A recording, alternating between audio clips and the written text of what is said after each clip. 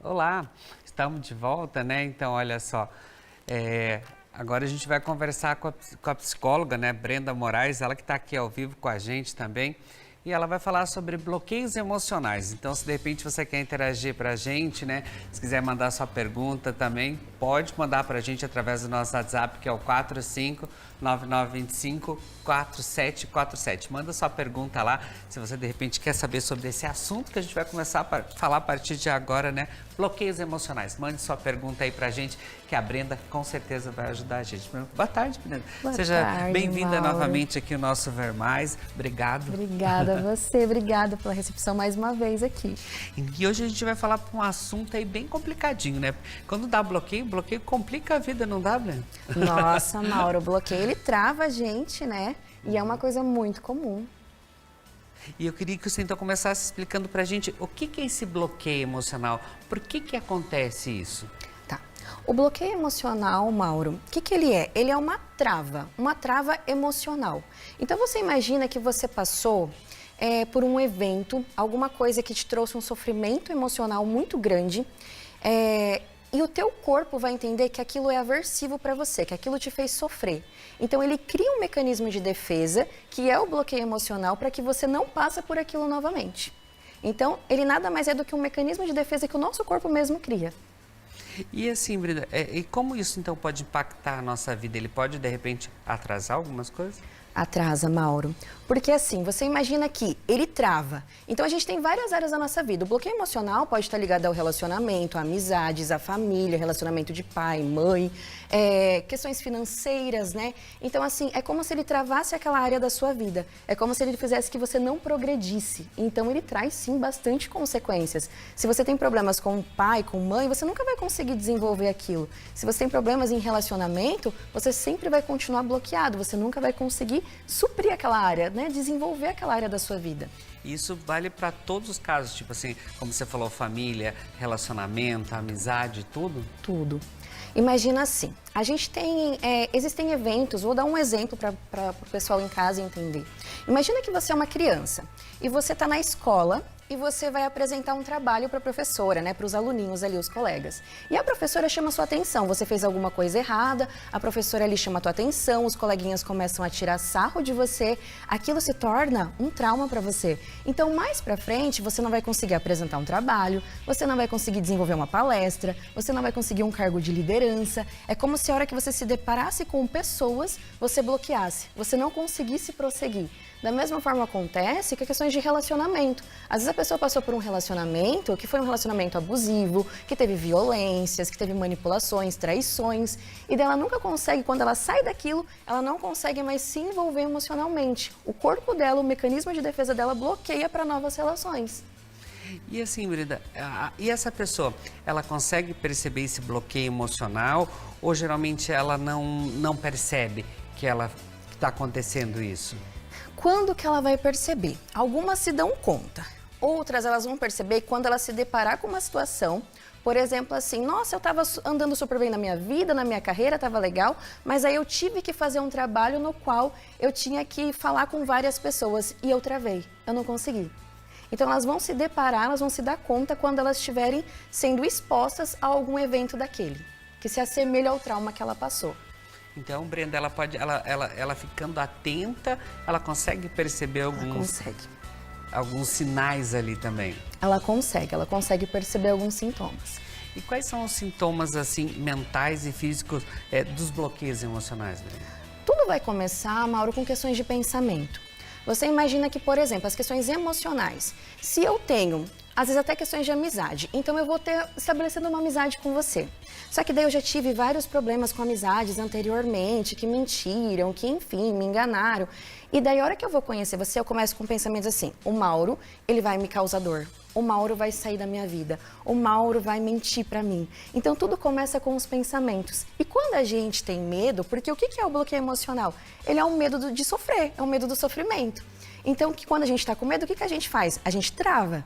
Então eu tô com medo, então ao invés de a gente prosseguir com essa amizade, eu vou travar, eu tenho aversão, eu vou me recuar. Então, esses sintomas de recua, de não conseguir prosseguir, de pensamentos disfuncionais, são as principais características.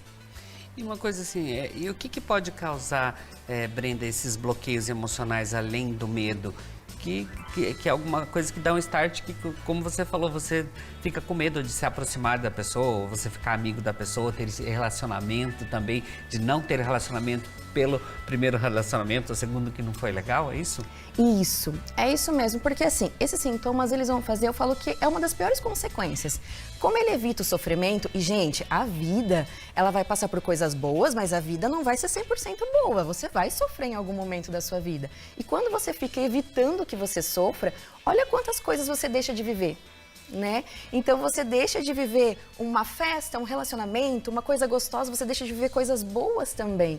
Então assim, a pessoa ela vai recuando tanto, né, que ela vai acabando tendo muitas percas grandes. E daí é onde que ela entra num sofrimento bem significativo. Então ela começa a se isolar, ficar chorosa, ter ansiedade, depressão, pode ocasionar várias coisas. E assim, quais que são as consequências desse bloqueio emocional na vida de alguém? O que pode acontecer ali, Brenda? Além da gente não conseguir progredir em uma área, que eu falo que isso é uma consequência muito grande, a gente vai ter uma das piores coisas, que é a gente não viver. Quando a gente tem medo, como eu estava falando, é um medo de sofrer. Quando eu tenho medo de algo e eu vou evitar aquilo, eu vou deixar de fazer uma das coisas que é o essencial da vida, é você viver, é você correr risco. Então, assim, a vida, a gente vai ter dias que a gente não vai estar legal, a gente vai passar por algum momento ruim, mas eu não posso impedir de viver aquilo, sabe? A gente deixa de ver, por exemplo, um relacionamento muito gostoso porque um dia ele pode me trair, porque um dia ele pode me enganar. Só que os dias que foram gostosos, o dia que vocês passaram, os momentos, as viagens, tudo isso não conta. Então, eu acho que uma das consequências maiores que a gente vai ter é a gente evitar de viver a vida, né? Com certeza, e acaba perdendo esses momentos, como você falou, aproveitar também os momentos bons que você está junto, que pode aproveitar ali. Mas e assim, e como lidar com esse bloqueio emocional? Como que a pessoa descobriu que ela tinha esse bloqueio? Como que ela pode lidar? Ela descobrindo já é uma coisa boa, né? Já é uma coisa boa, já é o primeiro passo. E como daí lidar, descobrir e agora, o que eu faço? Seria importante sempre a gente, na verdade, buscar o autoconhecimento. Né? Porque quando ela descobre até mesmo o evento que causou aquilo, o que está impedindo de prosseguir na vida dela, quando ela consegue descobrir isso, ela consegue descobrir também o porquê que isso está acontecendo. E daí ela vai conseguindo achar mecanismos, ferramentas para lidar com aquilo. E uma das coisas boas da gente conseguir essa ferramenta é o autoconhecimento. Eu saber o que me causa esse bloqueio, por quê, como que eu vou lidar com ele. E você descobrindo isso e aprendendo essas técnicas, você vai melhorando sua vida também? Sim. O bom do bloqueio emocional é que ele também desbloqueia. Então, assim, a gente tem um bloqueio, ok, procura ajuda, vê que tem uma coisa que está travando na sua vida, você já conseguiu ver que tem alguma coisa que não está legal. Busca ajuda, busca psicoterapia. Ali você vai conseguir trabalhar esse autoconhecimento e daí você vai conseguindo desenvolver, você consegue trabalhar esse trauma para que você possa ter relações, para que você possa progredir nessa área da sua vida, né? E assim, Brenda, tem maneiras de prevenir os bloqueios emocionais ou é algo natural alguém passar por esses momentos durante a vida? Mauro, o sofrimento ele é natural, mas tem como prevenir? Eu acho que tem, tudo na nossa vida tem como a gente prevenir. Eu vou construir uma casa e vou prevenir que entre um ladrão. Então vamos construir um muro, vamos construir, né, colocar cerca elétrica, fazer alguma coisa assim. A gente previne. A questão emocional a gente também previne. Como que a gente previne? A gente tendo o autoconhecimento, sabendo que a gente pode sim passar por sofrimentos, mas que a gente consegue lidar com aquilo. Então, uma das coisas que é muito importante é a questão da autoestima, a questão do autoconhecimento, a questão do amor próprio. Eu saber que eu sou capaz, eu sou resiliente, que eu vou passar por alguns sofrimentos na minha vida, mas que eu vou conseguir trabalhar com eles, né? Então, uma das coisas que eu falo que é mais importante dessa questão de prevenção seria o autoconhecimento, a busca do amor próprio, você saber que você é a sua segurança. E assim, e você percebe no consultório, as pessoas têm muito bloqueio emocional, elas levam muito isso para o divã? Mauro, tem muito. Tem bloqueios emocionais com família. Então, assim, com pais, com que eu não consigo falar, Brenda, eu não consigo me abrir com meu pai. Eu tô com 30 anos dentro de casa e eu não consigo ter um diálogo com meu pai. Isso é muito comum. Brenda, eu saio com várias pessoas, sou solteira, mas eu não consigo estabelecer vínculo com ninguém. Eu não consigo ter um relacionamento. Isso é muito comum. Questões de dirigir, pessoas que passaram por um evento traumático, um acidente. Brenda, eu não consigo. Eu entro no carro, pego o volante e me trava. Eu não consigo. Então, tudo isso é um bloqueio emocional. Tem muito, Mauro. E como trabalhar isso ali, Brenda? Tipo assim, no relacionamento, a pessoa tá bem e tal e não consegue se relacionar. Isso são traumas? O que seriam isso? É o medo? É o como medo. nós falamos no começo. É o medo de sofrer. Provavelmente essa pessoa passou por uma traição, passou por uma perca, passou por alguma coisa que foi muito aversivo para ela. E daí, quando ela percebe que ela está estabelecendo um vínculo, ela foge, ela trava, o bloqueio emocional dela aciona. E daí é onde que ela se afasta daquela pessoa. Às vezes ela pode achar qualquer coisinha, qualquer evento que num diálogo a pessoa conseguiria conversar, mas ela não faz isso. Ela se afasta por medo de sofrer.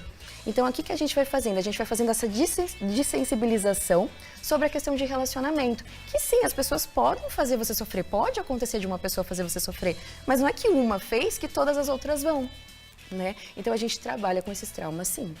E no caso do pai, que você comentou ali, tá 30 anos ali, não conseguir falar com o pai, isso seria o medo de repente, do que o pai pode responder? Ou o que aconteceria nesse caso? Às vezes, vou colocar, por exemplo, pais que são muito rígidos, sabe? Meu filho tem que ser perfeito, você não pode errar. Você fez isso aqui errado, você não pode... Ele tem que ser perfeito. Tirou uma nota ruim, meu Deus do céu, sabe? É o fim... Tudo ele é punitivo. Então, o filho ele tem tanto medo de ser punido, tanto medo, porque tudo que ele vai fazer, nada vai estar perfeito. Então, ele acaba criando esse bloqueio emocional com o pai que eu não consigo. Eu não vou conseguir mostrar para o meu pai que eu fiz um trabalho, eu não vou conseguir mostrar para o meu pai uma prova, porque ele vai achar algum erro. E ele vai sempre pegando distância daquilo. Então, chega um momento que na vida adulta dele, ele toma uma distância tão grande desse pai que ele já não consegue mais falar só sobre trabalho. Ele não fala sobre nada. Porque, querendo ou não, a gente tem erros, a gente comete erros. Então, ele sabe que ele cometeu erros e que ele não vai mostrar para esse pai. Porque senão o pai vai punir, ele não vai ter aprovação desse pai. E também tem aquela coisa que, tipo assim, a filha fica mais pro lado da mãe, ou o filho mais pro lado do pai, ele se abre mais ali também. Acontece bastante isso também, né? De se abrir com um dos deles deixando o outro de lado, né? Acontece a questão da afinidade, existe isso, mas assim, uma coisa é eu ter afinidade para falar com a minha mãe ou afinidade para falar com meu pai, a outra coisa é eu não conseguir. Eu queria, Brenda, falar com meu pai, eu queria poder falar um eu te amo, eu queria poder conversar, mas eu não consigo. Então, essa é a diferença. Uma coisa é eu ter afinidade, mas a outra coisa é eu não conseguir, mesmo que eu quisesse muito, eu não consigo, eu travo. Tá vendo, gente? Às vezes a gente acha que é uma coisa de outro mundo, que só acontece com você, são coisas normais. Agora, por exemplo, a gente vai falar da parte de dirigir. Eu também morria de medo, achei que eu nunca ia ter carteira de motorista, mas também depois que eu tive, gente, me segura. É o desbloqueou. Medo. Total. Você vai perdendo aquele medo, mas até então eu falava que nunca ia dirigir. Entrava no carro, tinha pânico. Eu lembro que eu tinha que fazer as aulas, aí inclusive quando chovia eu falava, tem que fazer aula o dia que chove. Falou, Mauro, o dia que chove é o dia que você mais vai usar o carro, então é melhor você perder esse medo. Então, isso é interessante também, é você saber lidar com isso, né? Enfrentar. E tem muitas pessoas que têm medo de dirigir, né? Tem muitas, Mauro. Tem um bloqueio ali. Tem um bloqueio emocional. Mas o bom é isso mesmo que o Mauro fez, é enfrentar. Eu enfrento o meu medo. E, gente, como que a gente cura um bloqueio emocional? Enfrentando o seu medo. Eu tenho o meu medo, eu sei que aquilo é aversivo, mas eu vou ter que enfrentar. Isso é questão da resiliência, né? A gente conseguir passar por um momento de sofrimento, aquilo nos causa, a gente vai estar... Sempre vai ter alguma coisa que pode ter gerado um bloqueio emocional na nossa vida, estamos sujeitos a isso, mas a gente conseguir enfrentar aquilo. Não, e aí você ia e teimando ali, né? Eu fiquei quase um ano para fazer a carteira e fui fazendo aos poucos, né? Ia passando, tá para vencer um prazo, vamos fazer de novo, vamos lá fazer. Em um ano eu consegui fazer e perdi o medo. Mas é interessante isso, eu não sei se é trauma, o que é que acontece, mas não deixa de ser um bloqueio, né? Existe, pode ser um acidente, pode ser o que você escutou, né? Então, às vezes, questões de moto, as pessoas sempre falam, moto é perigoso, moto é perigoso. Às vezes você nem passou por um acidente, mas de tanto você escutar falando, né, o pessoal falando aquilo, você estabelece uma crença que aquilo é muito perigoso e você não consegue. E assim, Brenda, a pessoa descobriu, foi conversar com você no consultório. O tratamento é feito à base de conversa, tem medicamento ou depende do caso ali, como ele está? Isso. Cada caso é um caso, mas os bloqueios emocionais normalmente a gente consegue trabalhar em psicoterapia. A gente faz a mudança, como eu sou da parte cognitiva comportamental, a gente faz a mudança desses pensamentos disfuncionais e automaticamente do comportamento. Mas se caso a gente vê que a pessoa tem um pânico muito grande, ela vai iniciar com o uso de medicamento, então a gente encaminha para o psiquiatra, ele vai fazer o uso de medicamento e depois a gente também faz o desmame, a retirada, onde a pessoa já está apta para aquilo. E o importante, como a gente sempre fala, né? O importante é você conversar. Como a gente falou no começo da entrevista, você descobriu que tem aí o bloqueio emocional, você começar a trabalhar ele também, para não precisar chegar na fase do medicamento, né? Sim, sim. Até porque, gente, imagina, vamos supor, Mauro, que você não conseguisse dirigir mais.